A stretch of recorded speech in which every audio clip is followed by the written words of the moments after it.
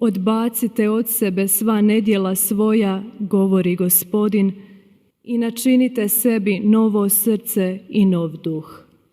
Slava tebi, Kriste Bože, kralju slave vječite. Gospodin s vama. I s duhom tvojim. Čitanje Svetog Evanđelja po Luki. Slava tebi, Gospodine. U ono vrijeme reče Isus farizejima: bijaše neki bogataš, odjevao se u grimiz i tanani lan i danomice se sjajno gostio. A neki siromah imenom Lazar ležao je sav u čirevima pred njegovim vratima i priželjkivao nasjetiti se onim što je padalo s bogataševa stola. Čak su i psi dolazili i lizali mu čireve. Kad umrije siromah, odnesoše ga anđeli u krilo Abrahamovo. Umrije i bogataš, te bude pokopan.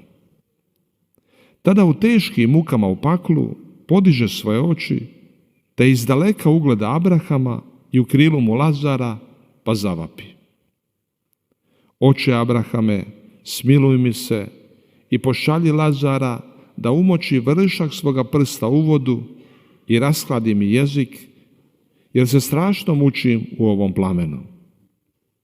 Reče na to Abraham: Sinko, sjeti se da si za života primio dobra svoja, a tako i Lazar zla. Sada se on ovdje tješi, a ti se mučiš. K tome, između nas i vas zjapi provalija golema, te koji bi htjeli prijeći odavde k vama ne mogu, a ni odatle k nama prijelaza nema. Na to će bogataš: Molim te onda, oče, pošalji Lazara u kuću oca moga. Imam 5 braće, pa neka im posvjedoči da i oni ne dođu u ovo mjesto muka. Kaže mu Abraham: Imaju Mojsija i proroke, njih neka poslušaju. A on će: O ne, oče Abrahame, nego dođe li tko od mrtvih njima, obratit će se. Reče mu: Ako ne slušaju Mojsija i proroka, neće povjerovati sve da i od mrtvih tko ustane. Riječ Gospodnja. Slava tebi, Kriste.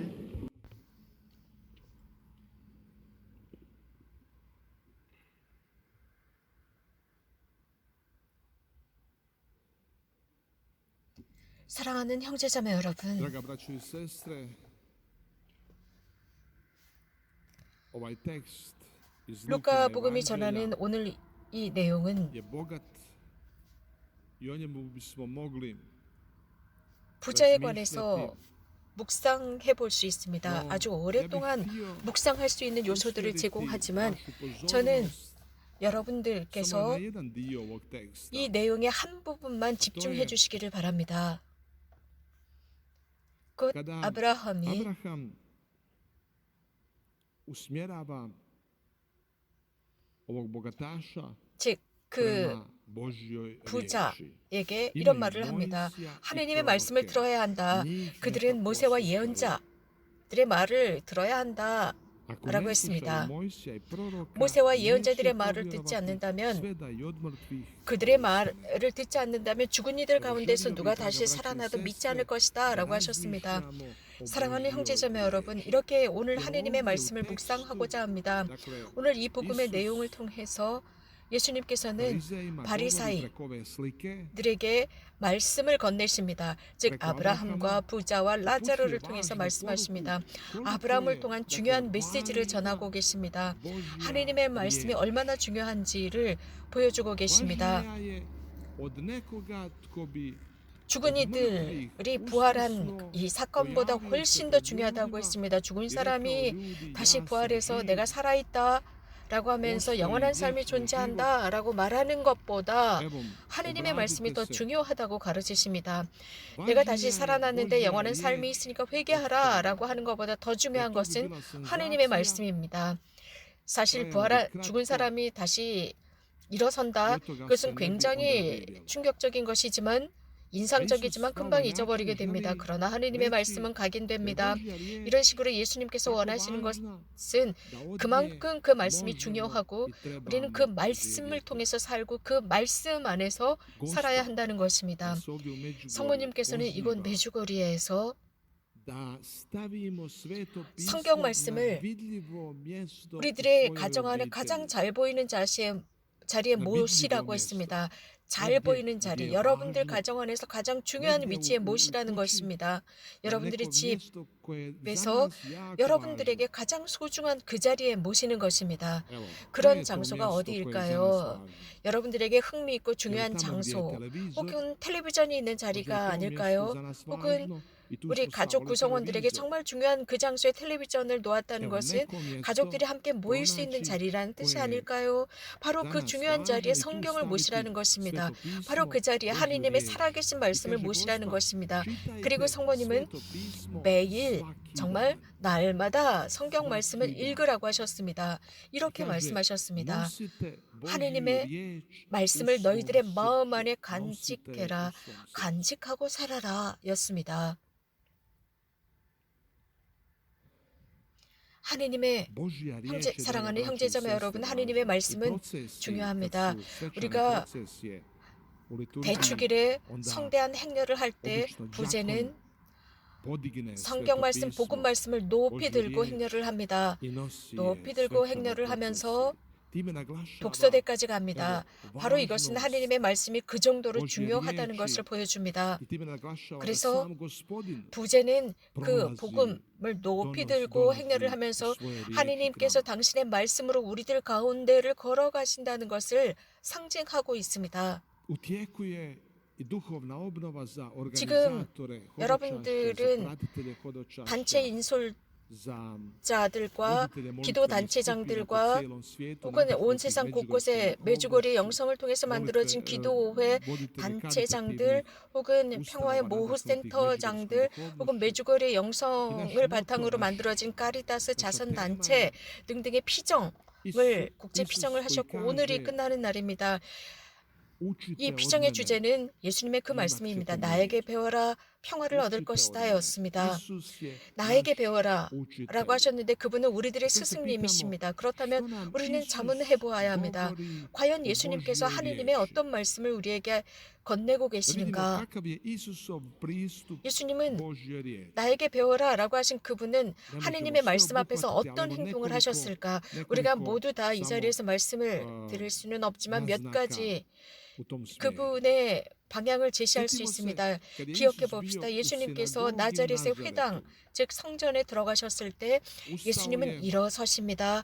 일어서셔서 하느님의 말씀을 펼치셨습니다. 즉 두루마리, 그 두루마리를 펼치시고 읽었습니다. 이사야의 말씀을 읽었습니다. 읽으시고 그 두루마리를 건넨 뒤에 앉으셨습니다. 예수님께서 말씀하셨습니다. 오늘 이 성경 말씀이 이루어졌다. 너희가 들은 그 성경 말씀이 이루어졌다라고 하셨습니다. 예수님은 이렇게 아주 순간적인 작은 제스처를 통해서 우리에게 어떤 말씀을 하고자 하시는 것일까요? 하느님의 말씀, 즉 그분의 말씀, 하느님의 말씀을 먼저 예수님이 읽으십니다. 선포하십니다. 그렇기 때문에 우리도 날마다 그 말씀을 즉 읽어야 합니다. 그리고 예수님은 앉으셨습니다. 그 뜻은 다름 아닌 예수님께서 시간을 내셨다는 뜻입니다. 성전에 앉으셨습니다. 그분은 하느님의 말씀을 위한 시간을 가지고 계신 분이었습니다. 하느님의 말씀은 시간이 필요합니다. 서둘러서 할 수가 없습니다. 정말 우리가 그 말씀을 이해하고자 한다면 우리는 시간을 내야 합니다. 그저 그 텍스트를 읽고 끝나는 것이 아닙니다. 성경 말씀은 이렇게 읽는 것이 아닙니다. 하느님의 말씀은 항상 시간을 요구하고 있습니다. 때때로 어떤 성경 말씀은 여러 번 읽지 않으면 안 되는 경우도 있습니다. 그리고 모든 성전 안에 있었던 모든 사람들의 눈이 예수님을 향하고 있었습니다. 곧 하느님의 말씀은 관심을 필요로 한다는 뜻입니다. 관심, 집중이 필요합니다. 자, 그리고 한번 왜 이런 관심, 집중이 필요한지 말씀을 드리겠습니다. 곧 하느님의 말씀은, 다시 말씀드리면 그 말씀, 하느님에 의해서 선포된 그 말씀입니다. 이것만큼 중요한 게 어디 있겠습니까? 하느님의 말씀, 하느님께서 씨를 뿌리시는 분, 당신의 말씀을 씨 뿌리는 분이십니다. 당신 스스로 그 말씀을 선포하십니다. 즉 말씀의 씨를 뿌리십니다. 그렇다면 그 씨를 뿌리시는데 그 씨가 뿌려지는 땅, 즉 씨를 뿌린다, 선포한다, 씨처럼 뿌리는 것입니다. 그런데 뿌리는데 그 땅은 어디인가? 우리들의 마음입니다. 이것은 우리가 잘 알아야 하는 중요한 것입니다. 그 땅, 씨가 떨어지는 땅, 하느님의 말씀의 씨앗이 뿌려지는데, 그렇다면 우리 한번 자문해 보아야 합니다. 내 씨가 뿌려지는 땅, 내 마음은 어떤가? 고집스러운가? 딱딱한가? 혹은 가시덤불 투성이인가? 혹은 그래서 그런 말씀이 가시덤불, 우리들의 생각이나 여러 가지 많은 잡념이란 가시덤불로 숨막히게 하고 있는가? 혹은 옥토일 수 있습니다. 자주 첫 번째, 두 번째, 세 번째일 수 있습니다. 그래서 하느님의 말씀을 위한 시간을 내야 합니다. 그 하느님의 말씀이 그 땅에 떨어졌을 때, 만약에 돌 위에 떨어졌을 때 그 말씀을 듣고 이 씨는 뿌리를 내리지 못합니다. 그래서 옥토가 필요합니다. 그 씨를 받아들일 조건이 필요합니다. 우리들의 마음도 그렇습니다.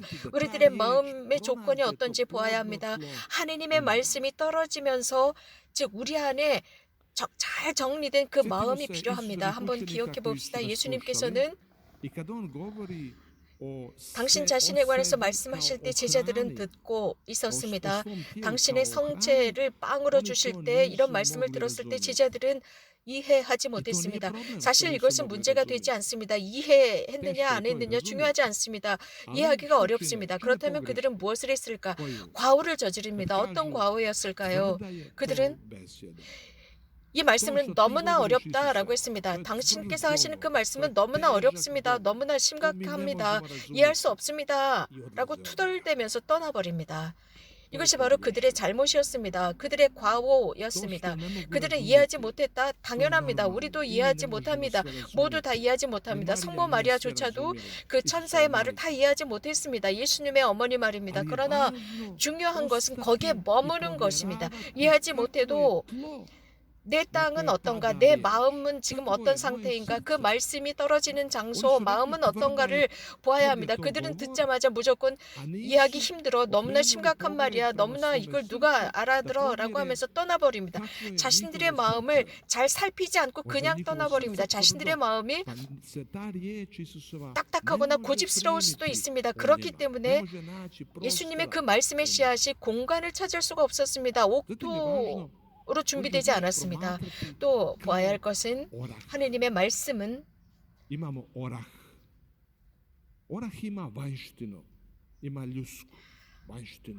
열매와 같은 호두와 같습니다. 호두 껍질은 얼마나 딱딱합니까? 그 안에 호두 알이 있습니다. 하느님의 말씀은 이렇게 딱딱한 어떤 껍질로 꼭 그 안에 담겨 있는 것 같습니다. 하느님의 말씀은 그렇기 때문에 이렇게 어떤 방법으로도 이렇게 꼭 닫혀 있습니다. 그래서 이해하기가 어렵습니다. 이해하지 못합니다. 그 안에 무엇이 쓰여져 있는지, 어떤 씨앗, 어떤 과실을 맺을지 우리는 모릅니다. 하지만 우리는 성령께 허락해 드려야 합니다. 즉 성령께서 이러한 우리들의 눈을 뜨게 해주십사, 우리들을 글로 인도해 주십사 허락해 드려야 합니다.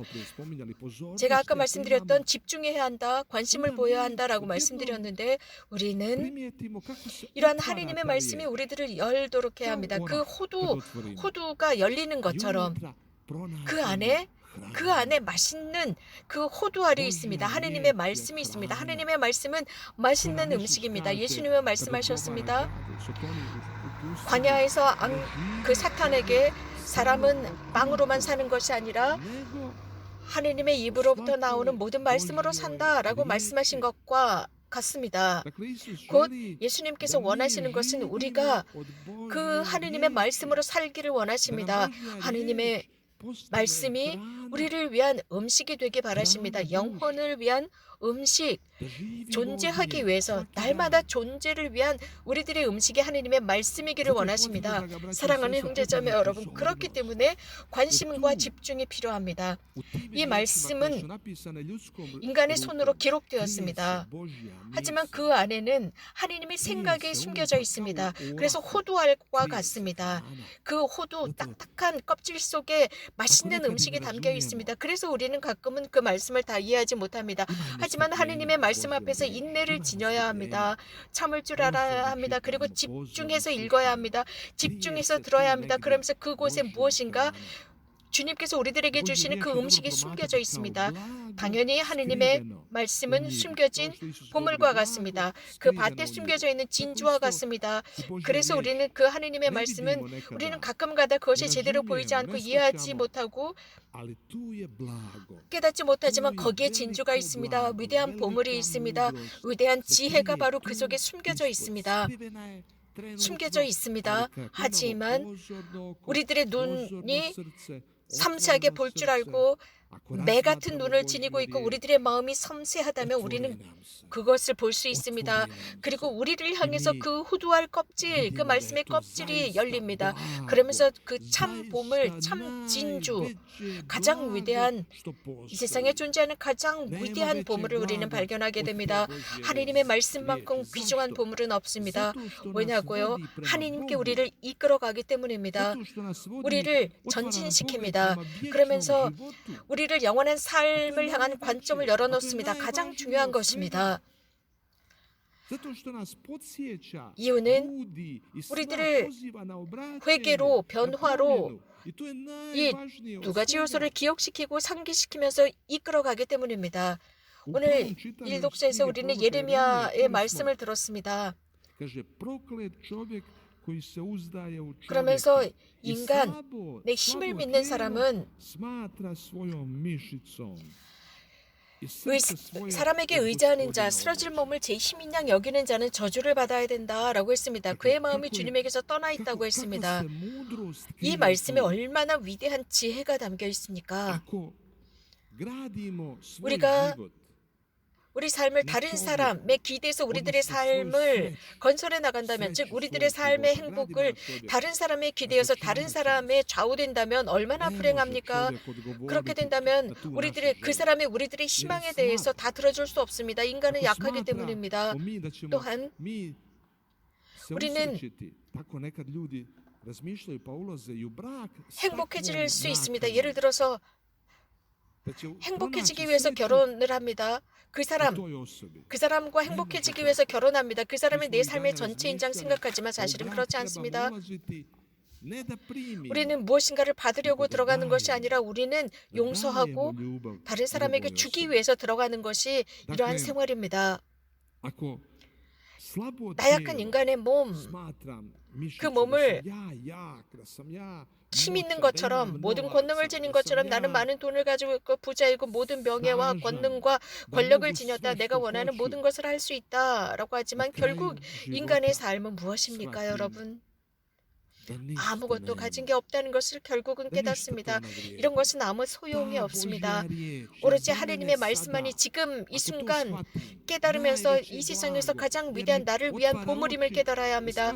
그래서 내 눈을 뜨게 해주면서 삶에서 참 가치가 무엇인지를 깨닫게 합니다. 그래서 잘못을 저지르지 않도록 합니다. 물론 물질적인 것 삶을 사는데 필요합니다. 돈도 필요합니다. 그 외에 많은 여러 가지 것들이 필요하지만 그 중에서도 가장 중요한 것은 한 가지입니다. 예수님께서는 마르다 마르다 한 가지만 중요하다라고 했습니다. 그 부자 청년에게도 너에게는 한 가지가 부족하다라고 하셨습니다. 바로 그 한 가지를 우리는 찾아야 합니다. 바로 그 한 가지를 우리는 발견해야 합니다. 그 한 가지가 바로 그 어떤 것보다도 중요하다는 것, 바로 하느님의 말씀이 우리가 그것을 찾을 수 있도록 도와줍니다. 그 무엇보다도 가장 중요한 그것을 우리는 찾아야 하고, 찾았다면 그것을 잘 보존하고 절대 잃지 말아야 합니다. 그렇기 때문에 사랑하는 형제자매 여러분, 하느님의 말씀은 이토록 중요합니다. 이렇게 풍성합니다. 풍성한 지혜 자체입니다. 여기에 한 가지 중요한 게 있습니다. 예수님께서 말씀하셨습니다. 오늘 너희가 들은 그 성경 말씀이 이루어졌다라고 하셨습니다. 매우 중요한 말씀입니다. 예수님은 말씀하십니다. 오늘이라고 했습니다. 오늘 너희가 들은 성경 말씀이 내 안에서 이루어졌다입니다. 성경 말씀입니다. 나에 관해서 언급하는 이 말씀입니다. 내 안에서 완성된다입니다. 나에 관한 선포다입니다. 이 메시지, 이런 식으로 우리는 하느님의 말씀을 읽어야 합니다. 그 메시지가 우리에게 다가와야 합니다. 우리는 가끔씩 다르게 생각합니다. 다른 사람인 것으로 생각합니다. 이런 말씀이 내가 아니라 다른 사람에게 하시는 말씀이야 라고 생각합니다. 다른 사람에게 대한 말씀이야 라고 생각합니다. 저희 본당의 복사단 생각이 납니다. 그래서 제2방에 어떤 분이 찾아오셔서 이런 말씀을 하셨습니다. 즉 신부님에게, 미사를 막 봉헌한 신부님에게 손을 내밀면서 좋은 말씀 해주셨습니다. 말씀을 잘 하셨습니다. 말씀을 잘 해주셨습니다. 즉 다른 사람들에게, 자기가 아니라, 본인이 아니라 다른 사람들에게 그 말씀 저 사람들에게 참 잘하셨습니다 라고 했습니다. 기억이 생생하군요. 또 생각나는 것은, 이거 메주거리에서는 부부들을 위한 피정을 합니다. 대강당에서 이 피정을 하는데 제가 어느 한 주제를 가지고 강의를 하고 있었습니다. 그때 남편이 아내를 팔로 툭툭 치는 거예요. 그러면서, 그러니까 아내가 남편을 쳐다봅니다. 그리고 남편이 아내에게 저 말씀 좀 들어봐. 저 말씀 좀 들어봐. 당신을 위한 말씀이라고. 자, 저 강의 내용이 당신을 위한 거야 라고 하면서 툭툭 치는 거예요. 당신에게 하는 말이야, 잘 들어 라고 하는 겁니다. 어느 날인가 어느 한 신부님께서 어느 본당에서 설교를 하시는데, 그 본당에서 본당 신자 여러분 회개하십시오. 회개 시기입니다. 자, 회개하지 않으면 좋지 않습니다. 회개하십시오 라고 했습니다. 그러자 그 성당의 맨 끝에 의자에 앉아있던 분이 웃었습니다. 그러자 신부님이 왜 웃으십니까? 라고 하자 그 신자가, 맨 끝에 앉아있었던 신자가, 지금 어려운 시기에 회개해야 하는데 왜 웃습니까? 라고 그 형제에게 물으니까 그 신자가 이렇게 물었습니다. 저는 이 본당 신자가 아니거든요 라고 대답했다고 합니다. 즉 나랑 상관없는 말이라고 생각하는 것입니다. 나랑 상관없고 저 사람들이라고 생각하는 것입니다. 그 본당 신자들이 회개해야 한다고 생각하는 것입니다. 늘 내가 아닌 다른 사람들이야 라고 생각합니다. 그러나 하느님의 말씀은, 그날 들은 말씀은 나를 위한 말씀입니다. 나에 관한 말씀입니다. 나를 향해서 하시는 말씀입니다. 가장 먼저 어떤 말씀을 읽으면 늘 다른 사람이라고 생각합니다. 예레미야서의 이 말씀, 또 예수님께서 바리사이에게 말씀하신 이러한 스토리들 다 다른 사람들에게 관계된 거라고 생각합니다. 그러나 내가 이 말씀을 읽으면서 주님께서 나에게, 하느님께서 나에게 하시는 말씀이다 라는 입장으로, 즉 1인칭으로 그 말씀을 듣는 것입니다. 이 독서 말씀 복음의 이 내용, 이 스토리를 통해서 나에게 메시지를 주고 계시는구나 라고 깨닫는 차원에서 읽어야 합니다. 그러기 위해서는 열린 마음이 필요합니다. 이 말씀 내용에 담겨있는 메시지를 읽어야 합니다. 나를 위한 메시지를 끌어내야 합니다. 나를 위한 메시지를 찾아낼 줄 알아야 합니다. 주님께서 오늘 바로 이 저녁 하느님의 말씀을 듣는 우리가 우리 각자를 위한 메시지를 찾아낼 줄 알게 해주십사 기도합시다. 아멘.